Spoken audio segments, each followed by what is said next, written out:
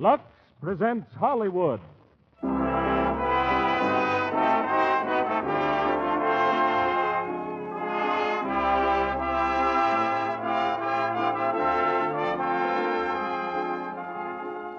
The Lux Radio Theater brings you Charles Lawton, Ella Raines, and Rosalind Evan in The Suspect.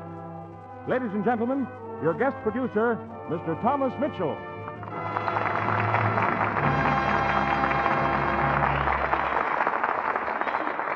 Thank you. Greetings from Hollywood, ladies and gentlemen.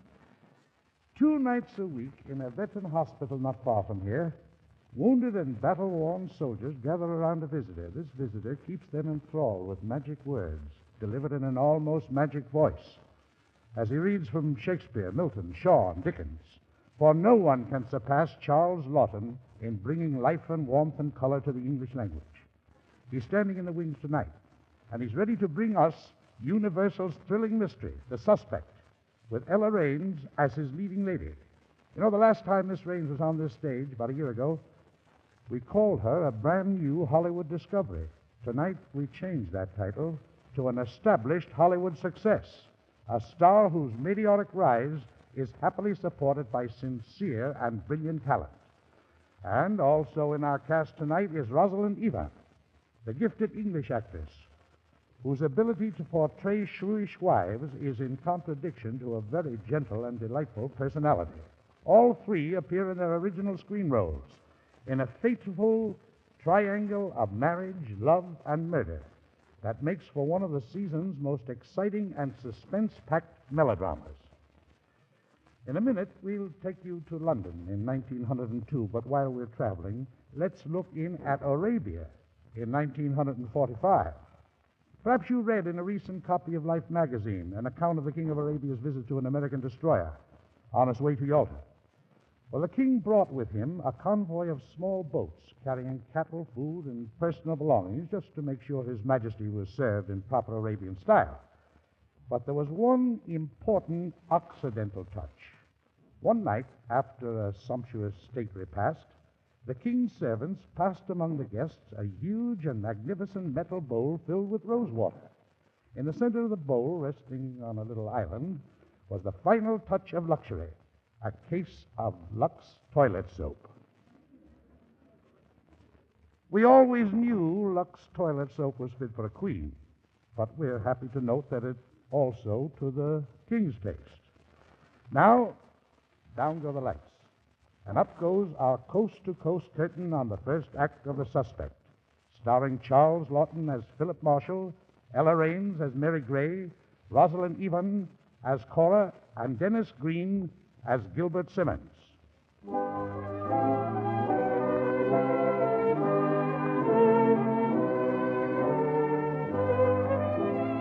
London, in the spring of 1902. Down a respectable side street, Mr. Philip Marshall comes home from work. His face is lined, his shoulders slightly stooped from years of service to the firm of Fraser and Nicholson, purveyors of tobacco. But Philip Marshall carries himself with the dignity of an honest British tradesman. At his gate, he greets his next-door neighbor. Good afternoon, Mrs. Simmons. You've done wonders with your tulips. I've a green thumb, as they say in Devon. Would you like some bulbs? Oh, thank you very much, but I'm afraid my wife hasn't much heart for gardening. It was so good of you to bring my husband home last night. Oh, I was glad to do it. I'm sorry Gilbert carries on so when he's drinking. It must be a great trial to you. Well, Oh, there's a cab at your gate. Cab? Oh, excuse me. are you the one who called the cab, Governor? No, there must be some mistake. Orders was to come to number 26. Well, this is 26. Just a minute. I better go in and see.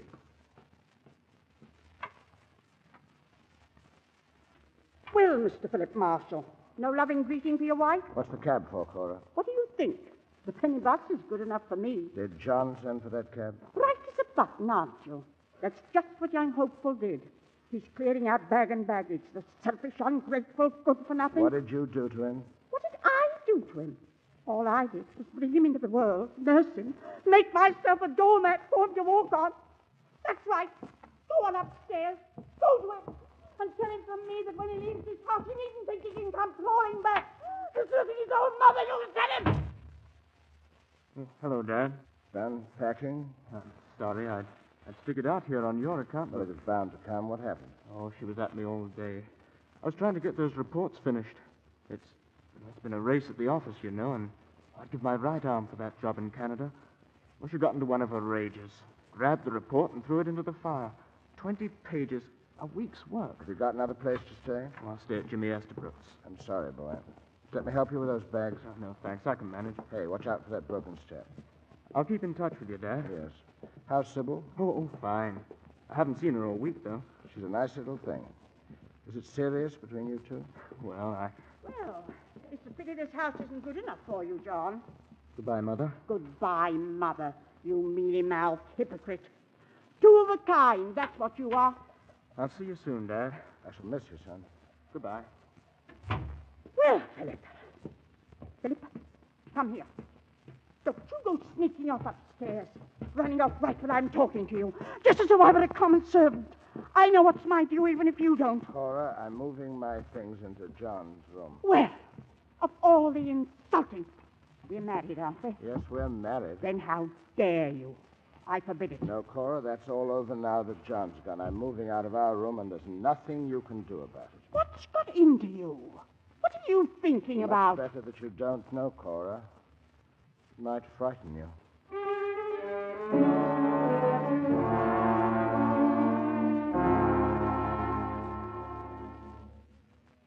Here's your change, sir. Excellent tobacco. Fraser and Nicholson's best, and thank you, sir. Good afternoon. Mary Dew. Mary Dew. Yes, sir? Mr. Marshall wants to see you. Go on now into his office right away. Yes, sir. Mary Dew, sir? Come in. Mary Dew, I have a very serious matter to bring to your attention. Yes, sir. I regret to say there's a penny missing from the stamp box. It was for a sugar bun this morning. And the tuppence yesterday, what was that for? Acid drop, sir.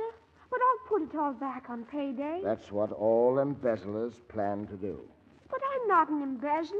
Yes, but you started that way. It's the first step that counts. After that, it all becomes very easy. 6pence tomorrow, half a crown the day after. Oh, but... Yes, I know you mean to pay it back, but you may finish by paying it back in the Portland prison quarries. Oh, don't send me to the prison quarries, please, Mr. Marshall. Well, not this time, Mary Dew. Now, stop sniffling. Here, take my handkerchief and wipe your eyes. A young lady to see you, Mr. Marshall. Oh, run along, Mary Dew. Won't you come in, Miss, Gray. Mary Gray. Miss Gray? What can I do for you? I'm seeking employment. Work? Here? Selling tobacco? I mean office work. I can take dictation. We're quite satisfied with our young men. Why, some of our young men have been with us here for 30 or 40 years. I see. I'm Well- so sorry. I think you might have better luck at a draper's establishment. I've tried. Thank you. Good afternoon. Good afternoon. Oh, Stanton, Yes, sir.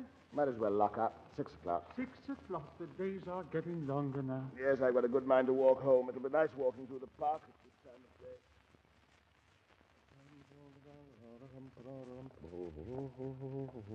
Good evening, Mr. Marshall. Oh, good evening, officer. We're going to have a lovely sunset. Yes, be a fine evening. I thought... Hello. What's the matter with her? Her, sir? A girl on the bench. She's crying. So she is. I usually let 'em cry it out. It does 'em good. Evening, sir. Evening. I beg your pardon. Is there anything I can do? No. Go away, please. Leave me alone. Why, hello, Miss Gray. Oh, Mr. Marshall. I don't mean to intrude, but I... You're thought very that- kind. I'm afraid I'm behaving rather badly. Oh, now. Come. It can't be as bad as all that. You know, I'm really sorry about the work in my office, Miss It Gray. wasn't just that. I was feeling a bit down. All at once it came over me how terribly alone I am. You see, my father died in the winter. There were just the two of us. Well, I know how it is to be lonely, and I know that it can be faced. Does that make you feel any better? Ever so much. Where are you going? Home? Oh, I see. A cup of tea, a sixpenny novel, and a good long cry. I'm afraid you've been looking in at my window. Shall we pool our loneliness? What do you mean? Oh, go somewhere and have a bite of dinner and a talk. You know, I'm sure that I know someone who needs a clever young lady to take dictation. Well, Why don't you join me just for this evening? You might enjoy it. It'd be a great kindness to me. I'm sure it would be to me. But aren't you on your way to someone? Someone? No. No, there's no one. I know a nice little Chinese restaurant on Malvern Street. Now, come on, we'll get a cab.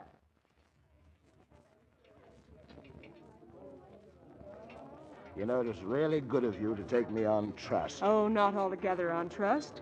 I overheard you in your office with that little boy. Married you? The one you're not going to send to prison. He's a desperate character, don't you think? No, so desperate I wanted to hug him. That's the danger with his type. They get round you, huh? You were so gentle with him. Gentle, my dear Miss Gray, you will discover in time that I have a heart of stone. Did you enjoy the dinner? I loved it. But I'm afraid I'll never learn to eat with chopsticks. You know the answer to that one. Practice. We must eat here often after this.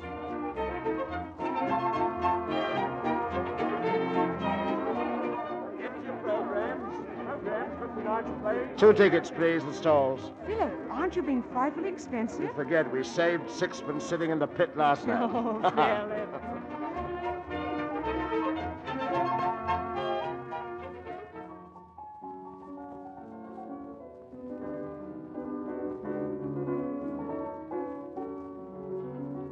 He plays beautifully, doesn't he? Beautifully. It's been so long since I've been to a concert. We'll come again next week.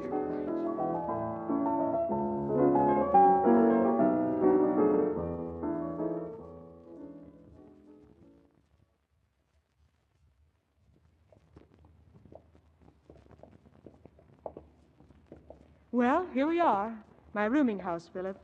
Good night. I've had such a good time. These have been the happiest weeks I can remember, Mary. Oh, you say the nicest things, Philip. You do the nicest things. What have I done now? Have you forgotten that you got me my job at Winwood's? I don't remember a thing about it. All I remember is we're having dinner tomorrow night. Oh, Philip, I can't. Why not? Mrs. Packer, I told you about her. She works at Winwood's. Oh, she's been frightfully nice. I've asked her and her husband to have dinner with me. Oh, I see. But listen, why don't you come along?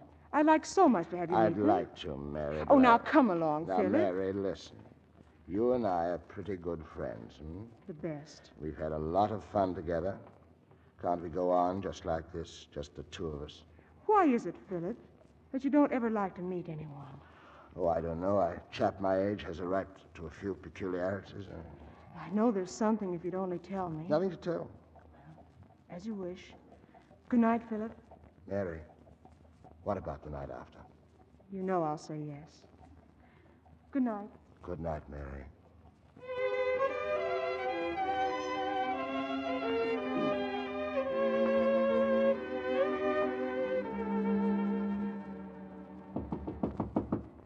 Cora? Cora? You awake? Cora, I know you're not asleep. I saw your light on from the street. Cora! Oh, it's you, Philip. Come in. Flattered, I'm sure. I'd like the key to my bedroom, Cora. You've locked the door. Where have you been? My key, please. Answer me. You were out with that good-for-nothing from next door, weren't you? Cora, please. Don't try to deny it. I heard him staggering home just now, and you were with him. Yes, Cora, I brought Gilbert Simmons home. I ran into him in front of a pub. He was drunk as usual and causing trouble. And what business is that of yours? Cora, hasn't his poor wife enough to put up with as it is? His poor wife. What about your poor wife? How much longer do you think I'm going to stand for this coming in at all hours? For the whole street's beginning to gossip, and I'm not going to be made an object of pity in front of my friends, do you hear me? I'm sorry, Cora, if people choose to embarrass Oh, you. a lot you care. What have I ever done to deserve this? Whatever possessed me to tie myself up to a poor stick like you? Walk through the forest and pick the crooked tree. That's what I did. A fat, ugly, crooked tree. And I don't care if I never hear your ugly voice again. Cora, don't you know the neighbors can hear every word you say? I don't care. I've nothing to be ashamed If of. we could only talk quietly, come to some sort of understanding. Cora, now look, we've never been happy together, not once. In all the years that we've been married. And whose fault is that, I'd like to know? It isn't anybody's fault. Over and over again, we've tried. But when two people are shut up together and they don't love each other, everything they do becomes hateful just because they do it. Oh, so that's it, is it? You hate me. You've always hated me. Cora, I did not say that. Will you please listen to me? All I say is that we've got some good years ahead of us, both of us. Why can't we live them happily? apart from each other. Apart? What do you mean? Let me go, Cora. Divorce? Yes. Divorce? Never in my life have I heard of anything so immoral. Divorce, indeed. Oh, no. I'm not going to be laughed at. A woman who couldn't hold a husband. Just for that, you'd ruin both our lives. We are married, and we'll stay married till death do us part. You hear me? Well, my mind's made up, Cora. If you won't divorce me, I'm going to leave you. Oh, you are you? Well, you just try. Just you try it. I'll go down to your precious shop, and I'll tell your noble customers what sort you are. I knew it was no use talking to you. There's no way out, is there? Oh, yes, there is for you, Mr. Philip Marshall. Out of your shop, out of your job. Ha! Won't I love seeing their faces when I tell them that their very respectable manager, Mr. Philip Marshall, wants to desert his own wife. And I will tell them, so help me!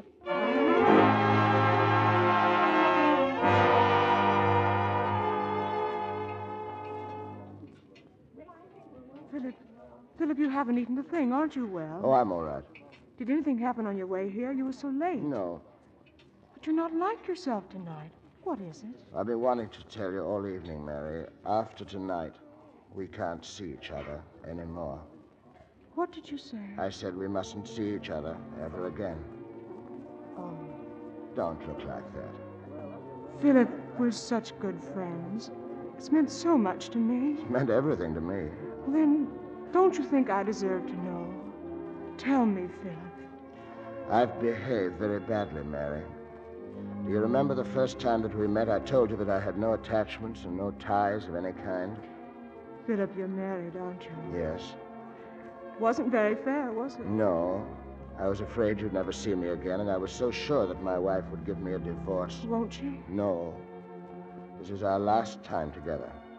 You've risked too much already. But, Philip, please, we're only friends. We're hurting no one. Is there anything wrong just seeing each other? She followed me here tonight, or she tried to. Your wife? Yes. I managed to shake her off finally, but sooner or later she'll find out, and I'm not afraid for myself. What she might do to you. I'm much too fond of you, Mary. What a pity this had to happen now. I hope your Christmas will be happier than mine. Christmas? It's only 2 weeks away. Well, we can still drink a toast. Mary, my dear, to you. My dear. My very dear.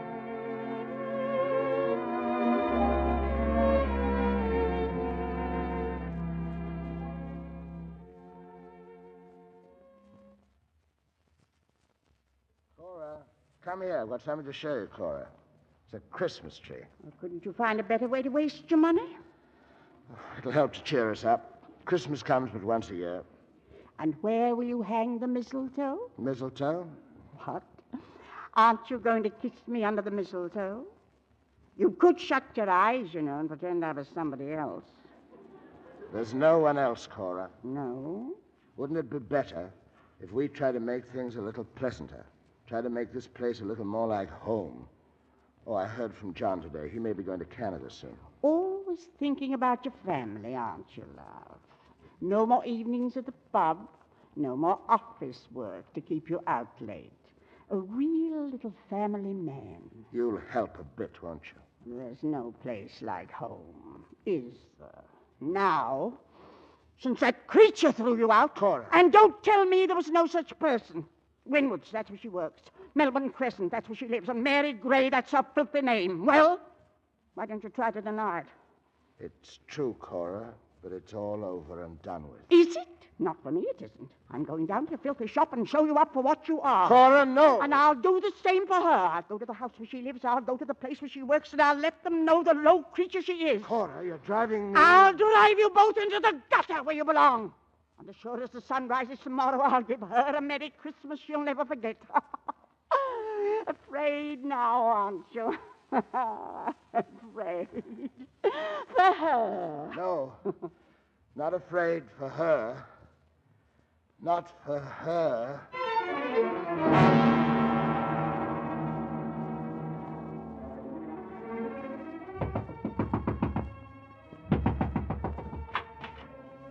Why, Mr. Marshall? Mrs. Simmons, please. It's my wife. Would you go for the doctor? Your wife? What's Well, wrong? there's been an accident, I'm afraid. I'm afraid she's dead.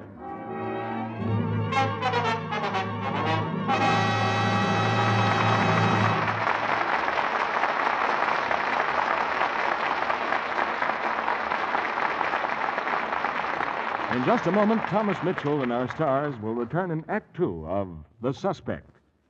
I believe everyone will recognize this game. Gosh, Mary, that's good bowling. Beginner's luck. I'll probably never do it again, but here goes.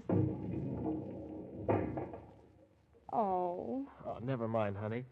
Gosh, you look cute with your cheeks all pink like that. Say, don't worry about your score. You sure bowled me over. Yes, Lux girls are winners when it comes to romance. Smooth, radiant skin never fails to charm. These clever girls take their complexion tip from Hollywood. They do what famous screen stars do. Depend on active lather facials with fine white Lux toilet soap every single day. Lovely Jean Tierney tells you how she takes her Lux soap beauty facials. I cover my face generously with the creamy lather and work it gently in. I rinse with warm water, then cold, and pat my skin dry with a soft towel. It's the way to really lovely skin. It's a fact. Hollywood's active lather facials really do make skin softer, smoother. In recent tests of Lux soap facials, actually 3 out of 4 complexions improved in a short time. Why don't you try them? Begin tomorrow to give your skin this gentle, cherishing care 9 out of 10 screen stars, lovely women everywhere, find so effective. We pause now for station identification. This is CBS, the Columbia Broadcasting System.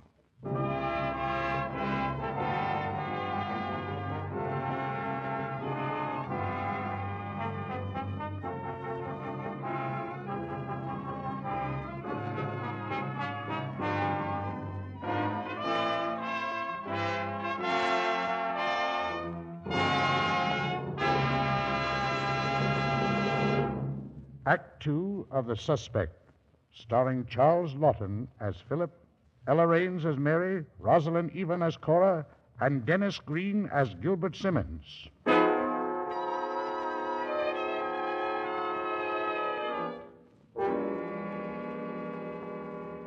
It's several hours later, while the neighborhood buzzes with the tragic news of Mrs. Marshall's sudden death, an early morning visitor fills out a routine report. I've hated to ask these questions, Mr. Marshall, when you're so upset and all. That's all right, Constable. The police department has its regulations. Everything you've told me checks with the doctor's story. The deceased was coming down the stairway. She tripped on the broken step, suffering fatal injuries when her head struck the baluster. Yes, yes. Thank you, Mr. Marshall. That's all I need.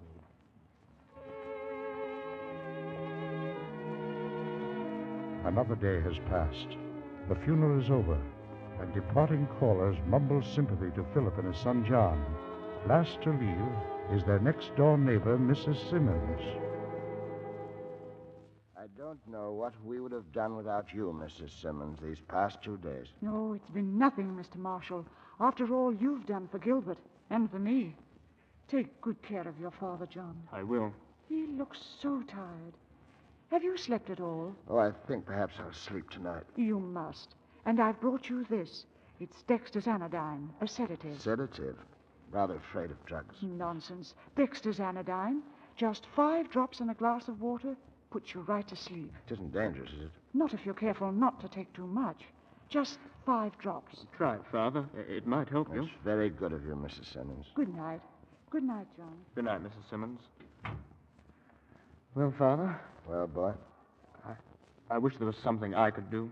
Oh, I'll manage. You've borne up wonderfully. I'm proud of you.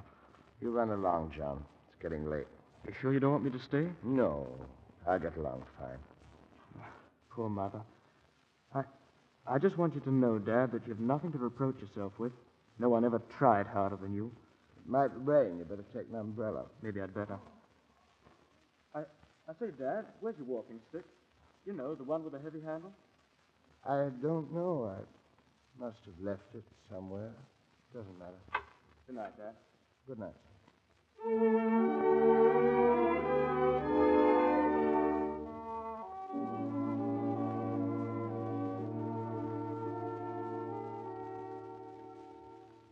Mr. Philip Marshall? Yes? I'm sorry to intrude at such a time, Mr. Marshall. I'm Inspector Huxley, Scotland Yard. I'd like to ask you a few questions. Come in. Questions about what? The death of your wife? Oh, I answered all those questions. Yes, I read the reports quite thoroughly. The coroner called it accident. Mr. Marshall, there was some insurance in your wife's name, £3,000. Yes, we both took out policies some years ago. Lots of people do that. Is this the stairway where the accident occurred? Yes. Do you mind if I look about? Not at all. Oh, this broken step. This is the step she tripped on, I suppose. Yes, that's right. You should have a thing like that repaired. We meant to have it repaired a long time ago. And that's the room she came out of. No, that's my room. Hers is on the other side. Oh, yes, of course. Well, it's much clearer now. It's much better than trying to visualize things from the written report. Imagine it must be. Oh. Hmm? Is this where she struck her head? Yes, the baluster was broken. So you had it we replaced with a new one? Yes, I couldn't bear the sight. Why do you make a point of that? Oh, no particular reason. Only it seems curious. We find the broken step unrepaired, but the baluster is replaced immediately. What are you trying to suggest? Suggest? Nothing. But let's suppose, purely from my point of view, that it was not an accident. That someone had made up his mind to do away with his wife, for reasons only he knew, but it had to be done. Now, let's suppose he took one of these canes, the heaviest. Then he went up these stairs, very quietly. He came to this broken step. Perhaps he pulled the carpet loose a little to make sure that it looked broken. Now he's in the darkness of the upper hallway.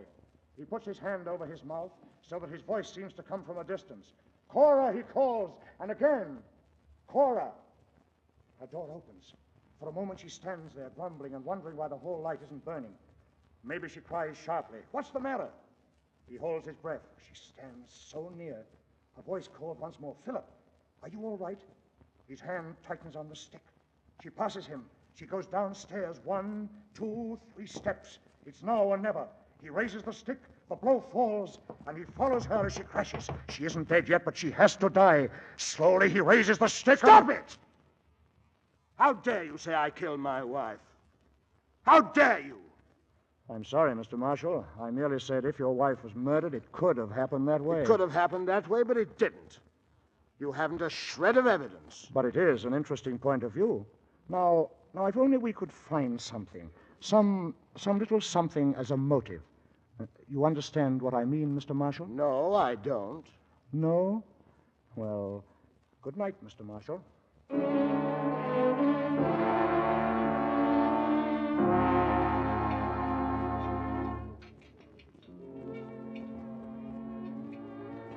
Philip, it's been such a long time. A whole month since you wrote me, since you told me of your trouble. I didn't dare to meet you, Mary. Even tonight, I'm afraid they may be watching me. They may have followed me to this restaurant. But can't you see how frightfully unfair it is to let the outrageous suspicions of stupid policemen keep us apart? Mary, I couldn't have you mixed up in this sort of thing. But what are people for, people you love? Can't you see that if you were in trouble, I'd want to share it? Not that kind of trouble. Just to be suspected leaves a mark. All right. Let it leave a mark on both of us. Because I don't intend to let you go again. Mary. With the compliments of the house, sir. Our best wine. It's very good to see you again, sir, if I may say so. Thank you. It's very good to be here. Shall I pour it? By all means. This is an occasion. You see, Philip, they missed us. Mary. My dear. My very dear.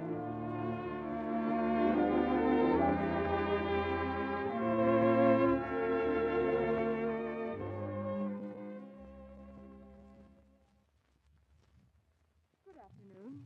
You wish to see me? Miss Gray, I'm sorry to bother you at your home. I'm Inspector Huxley of Scotland Yard. I'd like to talk to you about Philip Marshall. Go on. We know you've been meeting lately. In fact, he left you at this doorway last night. How long have you known Mr. Marshall? Since last May. Well, surely you knew he was married, yet you continue to meet him frequently. What are you driving at? What are you trying to find out? It's quite possible that Mrs. Marshall was murdered by her husband. Philip Marshall, a murderer? Nonsense. I think you're making a fool of yourself, Inspector. Well, what you think isn't evidence, miss. But you've admitted meeting Mr. Marshall, and that's very valuable evidence. In finding you, we found the motive we've been looking for. You'll be called as a witness for the Crown, Miss Gray. Not Miss Gray, Inspector. Mrs. Philip Marshall. We were married this morning. Oh, I see. A very shrewd move, wasn't it? A wife can't be made to testify against her You husband. know, it's a very funny thing, but we never thought of that. Didn't you really? No. And it's just coincidence that you silenced the only witness whose testimony might hang you. Philip, must we listen to this? No, we mustn't. Inspector, you're getting rather tiresome with your accusations. We don't intend to listen to them any longer. Is that clear? Well, don't you think that an innocent man might be more understanding? I think an innocent man might behave precisely as I have. Well, I'm sorry. I can't agree with you. Well, then here I am. Why don't you arrest me? I'd like to, believe me. Yes, but you've run into a blank wall. You take my advice and don't beat your head against it. Please understand, Mr. Marshall. I have a job to do. It's completely impersonal, and I might have been wrong about the whole thing. If I have, I'm very sorry. Very well. Let's forget it. May I wish you a most successful marriage and a long one? Thank you.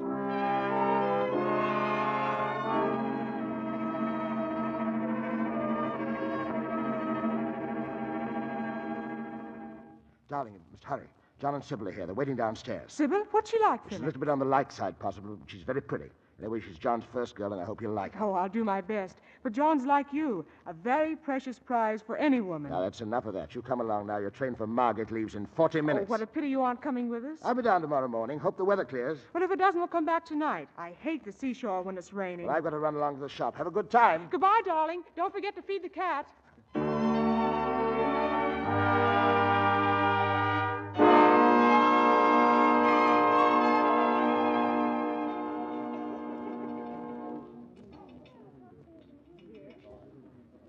Margaret? Margaret? Another cherry tart, please. Another cherry tart, Mr. Marshall, and you on a strict diet. I know, but it's Saturday and my family's at the beach, and I've got to work in a stuffy shop. I need some consolation. Very well, another cherry tart. Oh, hello, Marshall. May your dissolute neighbor sit down? Hello, Simmons. I suppose so. Thank you.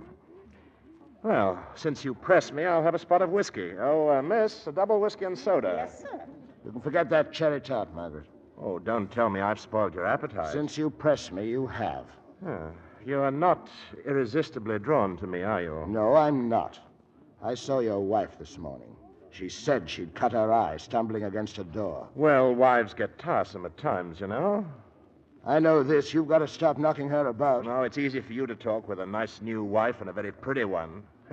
All beer and skittles now, isn't it? I'm very happy, if that's what you mean. And by the same token, I'm not. It's your own fault. Oh, I quite agree. It so happens I'm a rotter by nature, a complete rotter. Why can't you get a hold of yourself? You're still young. You've a charming wife. And no money. You couldn't let me have a fiver, could you? Just until my wife's allowance comes due? Not a brass farthing. At least not until you go to work. Work? My dear Marshall, work is for the working man. There, that'll pay for your drink. Goodbye. Thanks. Shopkeeper. Miss, where's that drink? Coming, sir. Changeable weather, isn't it, Mr. Simmons? Filthy. Who are you? Inspector Huxley. Oh, miss, bring the gentleman another drink. Thanks. Are you the police chap who came asking questions after Mrs. Marshall's death? That's right. Who are you stalking now? Your neighbor, Mr. Philip Marshall. I beg your pardon? What was that? Did it ever occur to you that Mrs. Marshall's death might not have been an accident? Do you mind saying that again? You interest me. You don't know how much you interest me.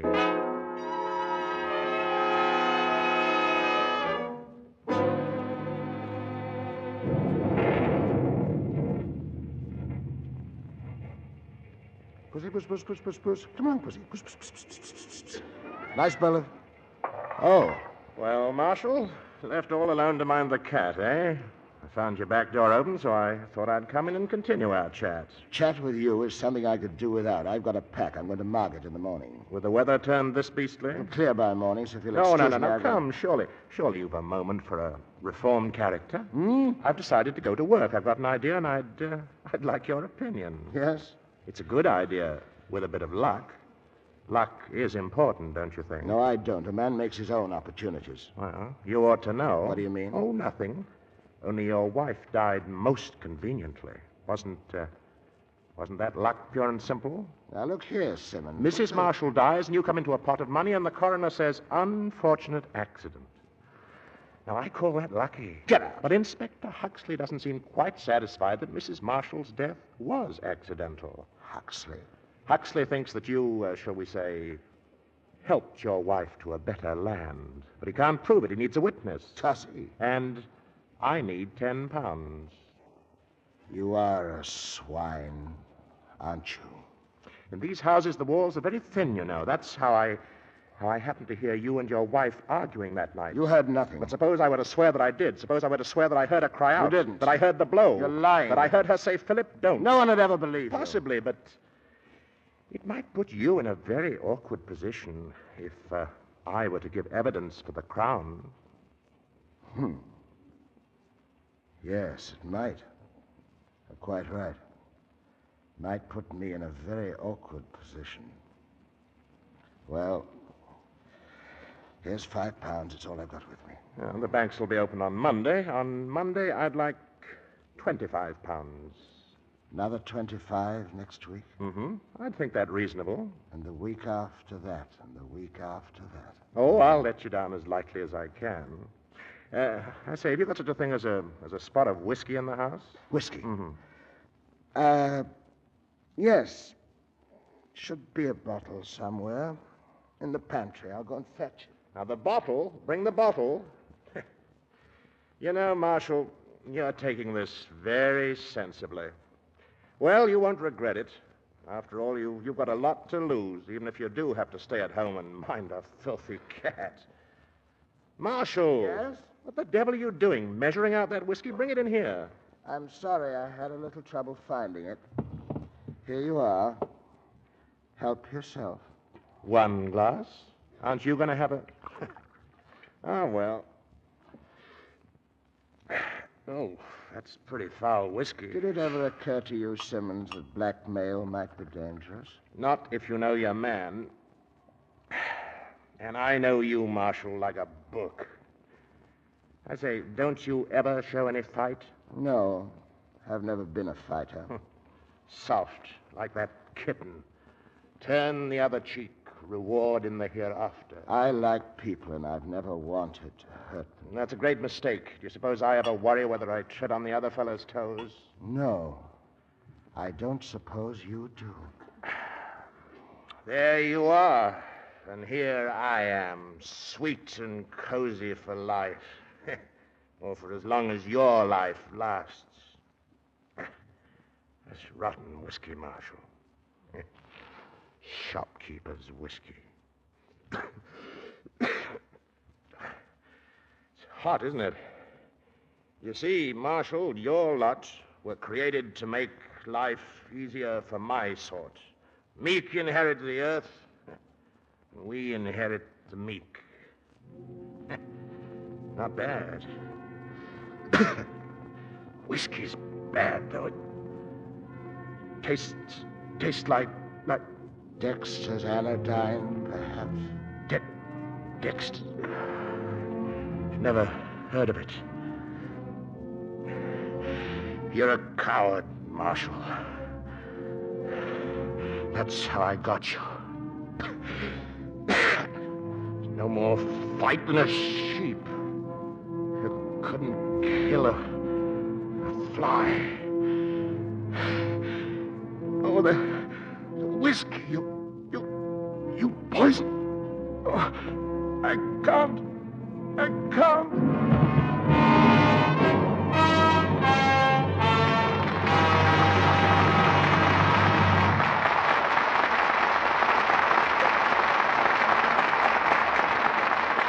In just a moment, our stars will be back with Act 3 of The Suspect. Meanwhile, here's Mrs. Smith getting some extra special help in her kitchen. Oh, Jim, you don't need to bother with those dishes. I want you to rest while you're home. These are a cinch, Mom, for anybody who's done KP. Hey, don't throw that fat away. Why? It's only a little scrap left on this plate. They wouldn't let you get away with that in the Army, Mom. Why, they even save the soup skimmings and render down every bit of leftover solid fat. All you have to do is melt it in the oven, you know. Is it really that important, Jim? They tell us there's enough fat thrown away right in this country every year to equal what we used to import from the Far East. And boy, we sure need that used fat. Yes, we do need that used fat desperately, and most of it will have to come from the kitchens of America. Our pre-war imports of 1 billion pounds a year have been cut off. We need fat for literally thousands of uses on the war front, on the home front, too. For instance, used fats help to make munitions, medicines, military and civilian soaps, synthetic rubber, and coatings to protect ships, tanks, and fabrics. But with meat so scarce, how can I save more? By saving every single drop of used grease, no matter how burnt or black. Render down all scraps. That's very important. Keep a tin can handy on the stove. Rush it to your butcher when it's full. If you live in a rural district and have trouble in disposing of your used fats, call your county agent or home demonstration agent. And remember, for every pound you turn in, your butcher will give you 4 cents and 2 red ration points. Your government needs your help in this vital matter. Won't you save and turn in all you can? We return to Thomas Mitchell and our stars. Act 3 of The Suspect, starring Charles Laughton as Philip, Ella Raines as Mary, Rosalind Evan as Cora, and Dennis Green as Gilbert Simmons.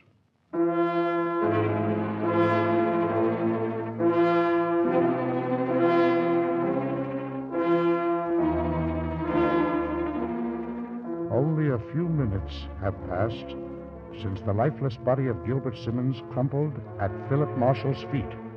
Calmly and thoroughly, Philip has started to remove all evidence. The whiskey bottle, the glass, the vial of Dexter's anodyne. But suddenly he freezes in terror. Voices he quickly recognizes are clamoring at the front door. Dad! We're home, Dad! We're home, Dad! Dad, we're back! And very wet, Sybil and I are drenched. Hello in there! Dad, let us in! Unlock the door!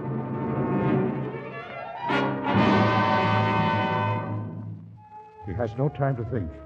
Dragging Simmons' body to the parlor, Marshall hides it under the sofa and then, collecting his shattered nerves, he opens the front door. Hello, Philip. Hello, darling. Hello, Sybil. Hello, John. Hurry in, all of you. We're soaked. Sorry I took so long. I was upstairs. Oh, our whole weekend's spoiled. Oh, this miserable rain. Does it always rain at Margaret? Always when we go there. Let's go in the parlor. We can start a fire. Parlor? Yes, why not? A fire and a spot of something to warm us up. Yes, of course. A double spot to warm us up, eh, Sybil? Oh, John, you're awful. You know we have to catch that bus. You two just make yourselves at home. Philip, whiskey's in the cupboard, isn't it? Philip! Yes? Come on, help me find the whiskey. I'm sorry, darling, but there isn't any. Oh, Philip. Is that what you do when my back is turned? How about some sherry? Fine. It's right here.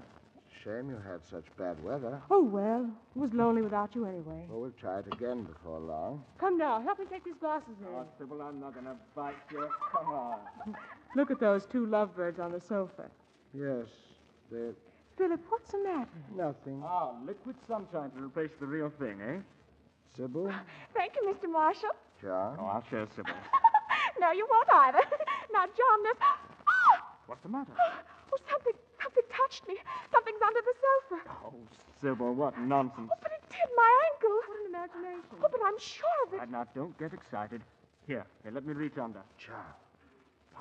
By Jove, there is. There is something under there.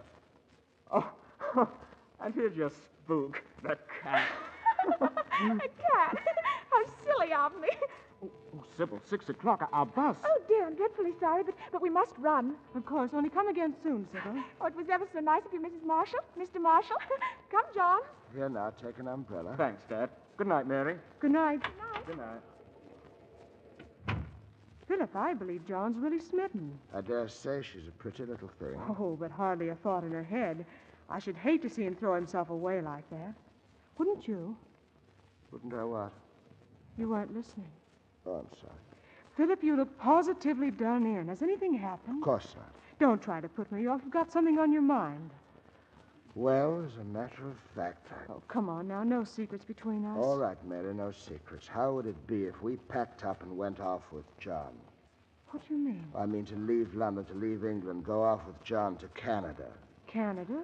Might be fun, rather. The more I think of the idea, the more I like it. You haven't been happy here, have you? Well, I thought when we had the house done over that you'd forget.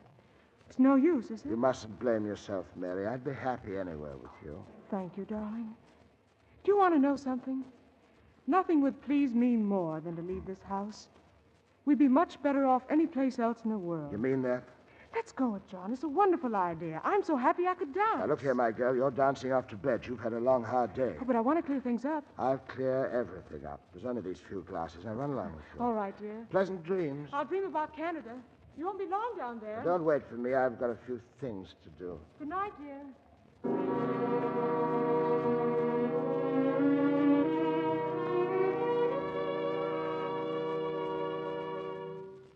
Well, goodbye, Mr. Marshall.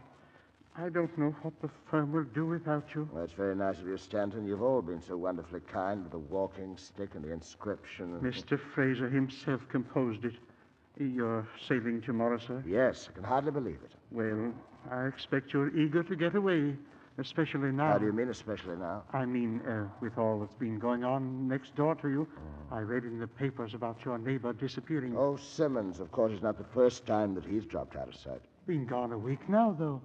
My wife's cousin lives in the next street, you know. The police have been there. Who saw Gilbert Summers come? Who saw him go? Who saw him last? I expect they've been seeing you, too. The police? No, not yet. That's odd. And you, his next-door neighbor? You'll say goodbye to Merridew for me, won't you? I'm so sorry not to see him. The lad's on an errand. He'll be heartbroken, but I'll tell him, sir. Thank you. Goodbye. Good luck to all your family.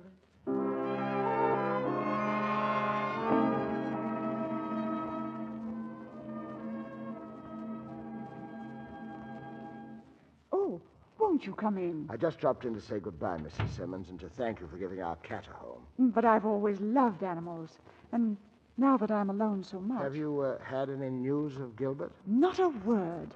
Oh, I suppose this latest disappearance is the talk of every gossip in the neighborhood. Well, you know, when you get the police hanging about, it does set a lot of tongues wagging. I wish there was something I could do. You've always been so very kind, but there's nothing anybody can do. Sometimes when Gilbert goes away like this, I almost wish he wouldn't come back. I'd go and stay with my sister and her children in Devon, but, it's only a dream. He always does come back. I can't tell you how sorry I am, Mrs. Simmons, and I think we know each other well enough for me to say that I hope that someday soon you'll be able to go back to Devon.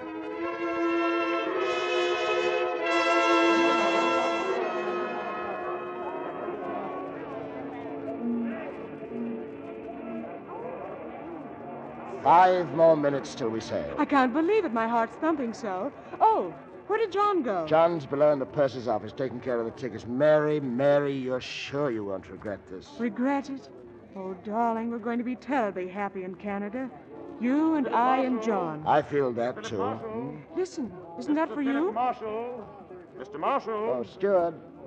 I'm Mr. Marshall. There's a gentleman here to see you, Mr. Marshall. Who is he? What's his name? I'm sorry, sir. Mr. Marshall, it's me. Oh, Mary, you. Mr. Marshall, I didn't want you to sail, sir, without saying goodbye. Mary, this is my fellow worker, Merridew. I'm very glad to know you. I brought you a present, Mr. Marshall. A present? It's a solvent remedy for mal de mer. Seasickness, Mr. Marshall. I bought it with my own money. That was very thoughtful of you, Merridew, wasn't it, Mary? Indeed it was. We'll take good care of it. And I wish you the best of luck and health, Mr. Marshall. And, you, Mum. And, I'm very much beholden to you. And, Mother says how she hopes I'll grow to be as good a man as you are. Well, I don't know about being good, Merridew, but if you're half as happy as I am. Oh, well, I'd best be going, sir. Merridew, come here. Now look at me. Would you promise me that you'll be a good boy? Always? Here's a present for you. Oh, thank you, sir. And, Mum, goodbye. Goodbye, Merridew.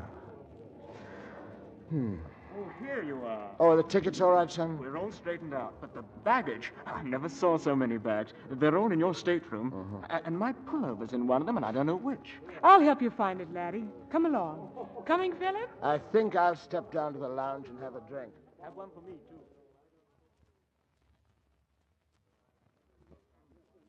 Yes, sir? What's yours, sir? Scotch and soda. Scotch and soda, yes, sir. Well, hello there, Marshall. Inspector Huxley. Yes. Turn up everywhere, don't you? Yes, it does seem so. Are you sailing or seeing somebody off? Sailing. Good. Marvelous country, Canada. I came down to see an old friend off, name of Pennyfeather. Hope you meet him. I dare say he'll see to that. What do you mean? Oh, you think he's one of our men? Of course I do. Oh, nonsense. Your wife's death was an accident.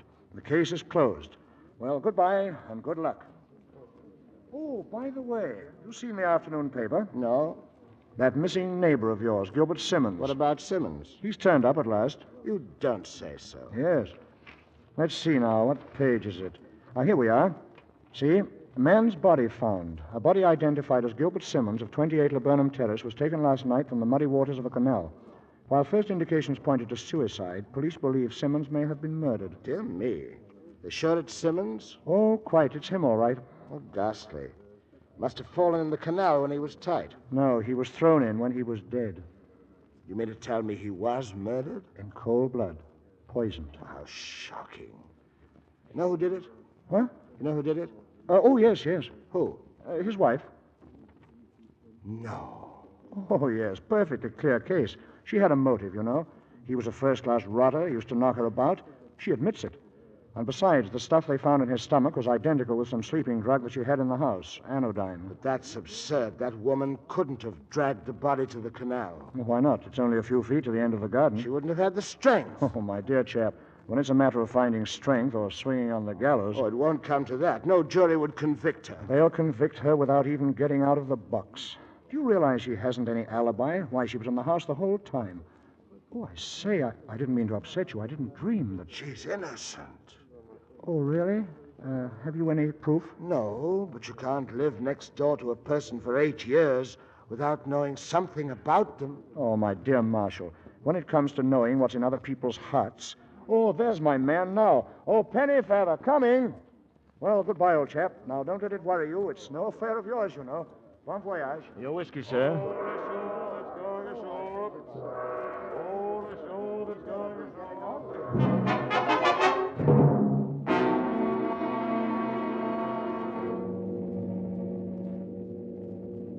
Well, there goes the ship, Inspector, and I must say, begging your pardon, I don't understand your methods. What methods? Philip Marshall kills a man in cold blood, and we let him sail away. Just like that. Well, Sergeant, what else could I do? If Marshall killed Simmons, it must have been because he also killed his wife. He was afraid Simmons would testify. Of course. That's what we hoped for. Yes, but with Simmons dead, we haven't a chance to prove a thing. So he gets clean out of our hands. He never was in our hands. The other way around, if anything. There's only one thing that'll bring him to heel, and that's his own sense of decency. Decency? A murderer? Philip Marshall's not a killer, not by nature. He's a man just the same as you and I. That's the reason I gave him that cooked-up story about Mrs. Simmons. He believed every word. He thinks we really believe she killed her husband. I felt sure he wouldn't let an innocent woman suffer for a thing he did himself, but it looks as though I was wrong, doesn't it? I would have made a bet that you were wrong all the time. Sergeant, do you still want to bet? Look. It's him. It's Marshall. My hat's off to you, Inspector. Thank you, Sergeant. Shall I grab him? No. He's getting away. No, he isn't. He thinks he's done a pretty big thing. Let's leave him alone. He'll come to us when he's ready. Just keep an eye on him in the meantime.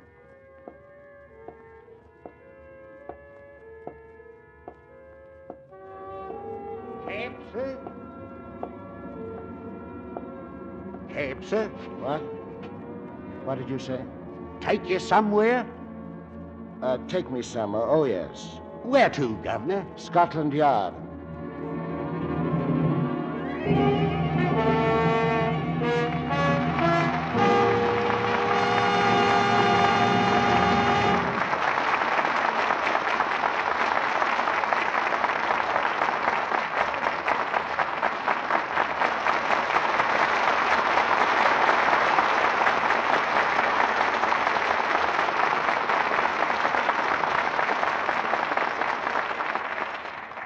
Well-deserved applause for our stars who have made the suspects so exciting an experience. Charles Lawton, Ella Raines, and Rosalind Evan. You know, Rosalind, you were so convincing that if Charles hadn't murdered you, I think I'd have stepped in and done it myself. Thank you, Tom. Although it's a sort of doubtful compliment. Actually, Rosalind is a very sweet and sympathetic lady, Tommy. Oh, I'm sure of that. Oh, incidentally, Charles, I hear you lost weight making the suspect. You hear? Wouldn't it be better if you said, I see you've lost weight?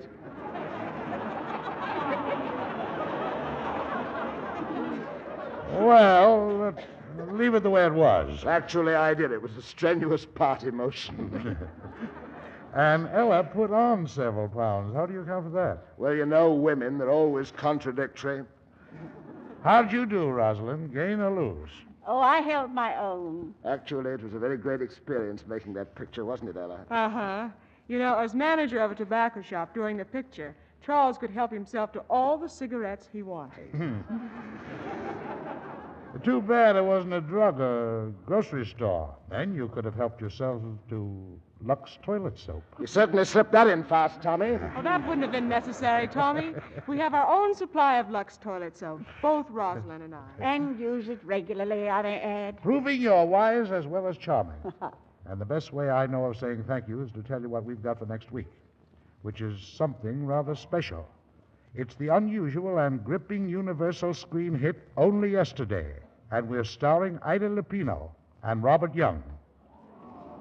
This is the story of a man on the brink of ruin who remembers a girl he once loved long ago, a girl who has carried the torch for him through many bitter years of separation. And with that memory, his hand is stayed from suicide and his life rededicated to a new goal and an old love. Sounds like a fine play, Tommy. Indeed it does. I wouldn't want to miss it. Good night. Good night. Good night. Good night, and thanks to all of you.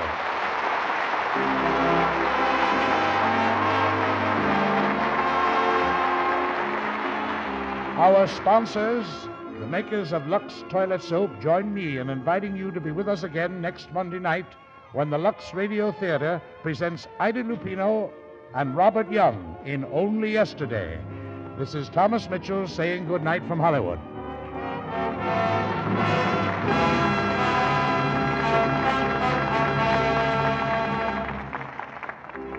Charles Lawton and Ella Raines appeared through the cooperation of Universal Pictures, producers of Walter Wanger's Salome, Where She Danced. Thomas Mitchell appeared through the courtesy of 20th Century Fox, who are celebrating their 30th anniversary. He can soon be seen in Captain Eddie. Heard in tonight's play were Dennis Green as Gilbert Simmons, Lester Matthews as Huxley, and Truda Marson, Norman Field, Anthony Ellis, Eric Snowden, Tommy Cook, Alec Harford, Charles Seal, Claire Verdera, Gloria Gordon, and Tom Collins. Our music was directed by Louis Silvers. This program is broadcast to our fighting forces overseas through cooperation with the Armed Forces Radio Service. And this is your announcer, John M. Kennedy, reminding you to tune in again next Monday night to hear Only Yesterday with Ida Lupino and Robert Young. It's Spry for cakes, Spry for pies, Spry for all you bake and fry. Yes, Spry is top-notch for baking and frying. But have you tried Spry in white sauces for enriching vegetables? Save butter for table only. Use Spry for all your cooking. Remember, there's a word for pure all-vegetable shortening at its creamy best. Spry, S-P-R-Y. Be sure to listen in next Monday night to the Lux Radio Theater presentation of Only Yesterday with Ida Lupino and Robert Young. This is CBS, the Columbia Broadcasting System.